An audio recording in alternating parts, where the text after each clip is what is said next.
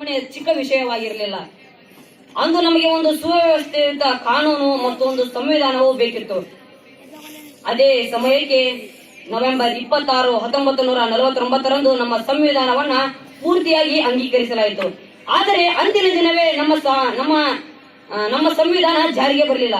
ಏಕೆಂದ್ರೆ 1930 ಜನವರಿ 26ರಂದು ಪೂರ್ಣ ಸ್ವರಾಜ್ಯದ ಘೋಷಣೆಯ ಸವಿನೆನಪಿಗಾಗಿ ನಮ್ಮ ಈ ಸಂವಿಧಾನವನ್ನ ಜನವರಿ 26ರಂದು ಜಾರಿಗೆ ತಂದು ಅಂದಿನಿಂದ ಅನುಷ್ಠಾನಕ್ಕೆ ತಂದು ಆಚರಿಸಲಾಯಿತು.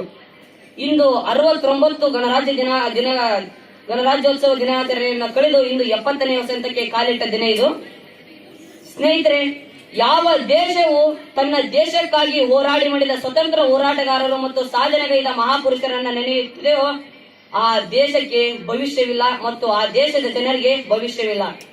ಇತಿಹಾಸವನ್ನು ಮರೆತವರು ಇತಿಹಾಸವನ್ನ ಸೃಷ್ಟಿಸಲಾರರು. ಆದ್ದರಿಂದ ನಮ್ಮ ದೇಶಕ್ಕೆ ಸ್ವತಂತ್ರವನ್ನು ತಂದುಕೊಟ್ಟ ಮಹಾನ್ ಹೋರಾಟಗಾರರು ಭಗತ್ ಸಿಂಗ್, ಚಂದ್ರಶೇಖರ್ ಆಜಾದ್, ಸುಭಾಷ್ ಚಂದ್ರ ಬೋಸ್, ಮಹಾತ್ಮ ಗಾಂಧಿ ಅಂತ ಸ್ವತಂತ್ರ ಹೋರಾಟಗಾರರು ತಮ್ಮ ಪ್ರಾಣವನ್ನೇ ಮುಡಿಪಾಗಿಟ್ಟು ನಮ್ಮ ದೇಶಕ್ಕೆ ಸ್ವತಂತ್ರವನ್ನ ತಂದುಕೊಟ್ರು. ಅದಾದ ಮೇಲೆ ಡಾಕ್ಟರ್ BR ಅಂಬೇಡ್ಕರ್, ಬಾಬು ರಾಜೇಂದ್ರ ಪ್ರಸಾದ್, ಕೃಷ್ಣಸ್ವಾಮಿ ಅಲ್ಲಾಡಿ ಅವರಂತಹ ಮಹಾನ್ ವ್ಯಕ್ತಿಗಳು ನಮ್ಮ ಸಂವಿಧಾನವನ್ನ ಬರೆದರು. ಸ್ನೇಹಿತರೆ, ಅವರನ್ನ ನಾವು ಇಂದಿನವರೆಗೂ ನೆನೆಯುತ್ತೇವೆ. ಅದೇ ಕಾಲದಲ್ಲಿ ಎಷ್ಟೋ ಶ್ರೀಮಂತ ವ್ಯಕ್ತಿಗಳು, ಎಷ್ಟೋ ಭ್ರಷ್ಟ ನಾಯಕರು ಇದ್ರು, ಆದ್ರೆ ಅವರನ್ನ ನಾವು ಇಂದು ನೆನೀತಾ ಇಲ್ಲ. ಅದರ ಬದಲಾಗಿ ನಮ್ಮ ರಾಷ್ಟ್ರೀಯ ನಾಯಕರನ್ನೇ ನಾವು ಇಂದು ನೆನೆಯುತ್ತಿದ್ದೇವೆ.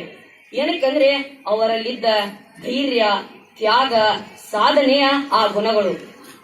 ಅವ್ರಿಗೂ ಸಹ ನಮ್ಮಂತೆ ಎರಡೇ ಕೈ ಇತ್ತು, ನಮ್ಮಂತೆ ಎರಡೇ ಕಾಲಿತ್ತು, ನಮ್ಮಂತೆ ಎರಡೇ ಕಣ್ಣಿತ್ತು. ಆದ್ರೆ ನಮ್ಮನ್ನ ಇಂದು ನಮ್ಮ ಜನ ಏನಕ್ಕೆ ನೆನೆಯುತ್ತಿಲ್ಲ? ನಾವು ಆ ರಾಷ್ಟ್ರೀಯ ನಾಯಕರನ್ನೇ ಏನಕ್ಕೆ ನೆನೀತಾ ಇದ್ದೇವೆ ಅಂದ್ರೆ ಅವರಷ್ಟು ತ್ಯಾಗ ಮಾಡಿ, ಅಷ್ಟು ಅವರು ಹೋರಾಟ ನಡೆಸಿ ನಮ್ಮ ದೇಶಕ್ಕೆ ಸ್ವತಂತ್ರವನ್ನು ತಂದು ಕೊಟ್ಟಿದ್ದಲ್ಲದೆ ಸಂವಿಧಾನವನ್ನು ನಮಗೆ ಕೊಡುಗೆಯಾಗಿ ನೀಡಿದ್ದಾರೆ. ಸ್ನೇಹಿತರೆ, ಇಲ್ಲಿ ಹಾರಾಡುತ್ತಿದೆ ನಮ್ಮ ತ್ರಿವರ್ಣ ಧ್ವಜ. ಪ್ರತಿ ವರ್ಷ ಗಣರಾಜ್ಯದಂದು ಸಹ ನಮ್ಮ ತ್ರಿವರ್ಣ ಧ್ವಜವನ್ನು ಹಾರುತ್ತೇವೆ. ಅದು ಹೇಳುತ್ತದೆ, ಅದರಲ್ಲಿರುವ ಆ ಕೇಸರಿ ಬಣ್ಣವು ಧೈರ್ಯ ಮತ್ತು ತ್ಯಾಗದ ಪ್ರತೀಕ. ಅದರಲ್ಲಿರುವ ಆ ಬಿಳಿ ಬಣ್ಣವು ಸತ್ಯ ಮತ್ತು ಶಾಂತಿಯ ಪ್ರತೀಕ.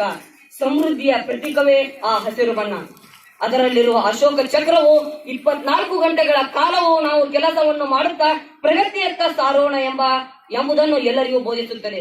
ನಾವು ಯಾವುದೇ ಸಮಯದಲ್ಲಾದರೂ ಧೈರ್ಯದಿಂದಿರಬೇಕು ಮತ್ತು ನಮ್ಮ ದೇಶದ ತ್ಯಾಗಕ್ಕೆ ಹಿಂಜರಿಯದೆ ಸಾಹಸವನ್ನ ಮೆರೆಯಬೇಕು. ನಾವು ಯಾವುದೇ ಕೆಲಸವನ್ನ ಮಾಡಿದರೂ ಸತ್ಯವಂತಿಕೆಯಿಂದ, ನಿಷ್ಠೆಯಿಂದ, ಪ್ರಾಮಾಣಿಕತೆಯಿಂದ ಮಾಡಿ ನಮ್ಮ ಕೆಲಸವನ್ನ ಸಫಲ ಮಾಡಿಕೊಳ್ಳಬೇಕು. ಮತ್ತೆ ಸಮೃದ್ಧಿ ಮತ್ತು ಪ್ರಗತಿಯ ಪಥದಲ್ಲಿಗೆ ಎಂದೂ ಸಾಗುತ್ತಿರಬೇಕು ಎಂಬುದೇ ಆ ನಮ್ಮ ರಾಷ್ಟ್ರ ಧ್ವಜದ ಧ್ಯೇಯವಾಗಿದೆ. ಅದನ್ನೇ ನಾವು ಯಾವ ಕೆಲಸಕ್ಕಾಗ ಏನೇ ಕೆಲಸ ಮಾಡಿದರೂ ಅದರ ಅಂಶಗಳನ್ನು ಹಿಡಿದುಕೊಂಡು ಮಾಡಿದರೆ ನಮ್ಮ ಕೆಲಸವು ಸಫಲವಾಗುತ್ತದೆ. ಸ್ನೇಹಿತರೆ, ಇಲ್ಲಿ ನಾವು 4,000 ಜನ ವಿದ್ಯಾರ್ಥಿಗಳಿದ್ದೀವಿ. ನಿಮ್ಮೆಲ್ಲರ ಪರವಾಗಿ ನಾನು ಇಂದು ಮುಖ್ಯ ಅತಿಥಿಗಳಿಗೆ ಒಂದು ಮಾತು ಕೊಡ್ತಾ ಇದ್ದೀನಿ. ನಾವಿನ ಮೇಲೆ ಯಾವ ಕೆಲಸವನ್ನೇ ಮಾಡಿದರೂ ಅದರಲ್ಲಿ ಪ್ರಾಮಾಣಿಕತೆ ಇರುತ್ತೆ, ಅದರಲ್ಲಿ ಸತ್ಯವಂತಿಕೆಯಿಂದ ನಾವು ಕೆಲಸವನ್ನ ಮಾಡಿದರೆ ಒಂದು ಸುವ್ಯವಸ್ಥಿತ ಭಾರತವನ್ನ ನಿರ್ಮಾಣ ಮಾಡುವುದರಲ್ಲಿ 2 ಮಾತಿಲ್ಲ ಅಂತ ಹೇಳ್ತೇನೆ. ಸ್ನೇಹಿತರೆ, ಇಲ್ಲಿ ನೆರೆದಿದ್ದ ಎಲ್ಲ ನಾವು ಮುಂದಿನ ಭಾವಿ ಪ್ರಜೆಗಳು. ಆದ್ದರಿಂದ ಯಾವ ಕೆಲಸವನ್ನಾದರೂ ಮಾಡಿದರೂ ಪ್ರಾಮಾಣಿಕತೆಯಿಂದ ಇರಬೇಕು. ಯಾವ ಕೆಲಸ ಮಾಡಿದರೂ ನಮ್ಮ ಭಾರತದ ಏಳಿಗೆಗೆ ಅದು ಸಹಾಯ ಮಾಡಬೇಕು. ಇಂದು ನಾವು ಭ್ರಷ್ಟಾಚಾರ ಎಂಬ ನೀತಿಯಲ್ಲಿ ಸಿಕ್ಕು ತುಂಬಿ ತುಳುಕಾಡುತ್ತಿದ್ದೇವೆ. ಆದ್ದರಿಂದ ಆ ಭ್ರಷ್ಟಾಚಾರವನ್ನ ಹೊಡೆದೋಡಿಸಬೇಕು.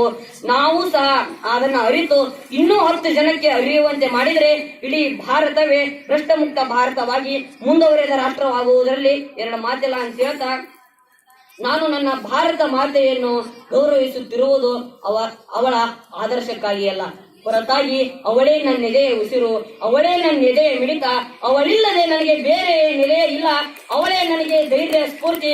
ನನ್ನ 24 ಗಂಟೆಗಳನ್ನು ಅವಳ ಸೇವೆಯಲ್ಲೇ ಕಳೆಯುತ್ತೇನೆ ಅಂತ ಹೇಳ್ತಾ ಘೋಷಣೆ ಕೂಗುವುದರ ಮೂಲಕ ನನ್ನ 2 ಮಾತುಗಳನ್ನು ಮುಗಿಸ್ತೇನೆ. ಬೋಲೋ ಭಾರತ್ ಮಾತಾ ಕಿ ವಂದೇ.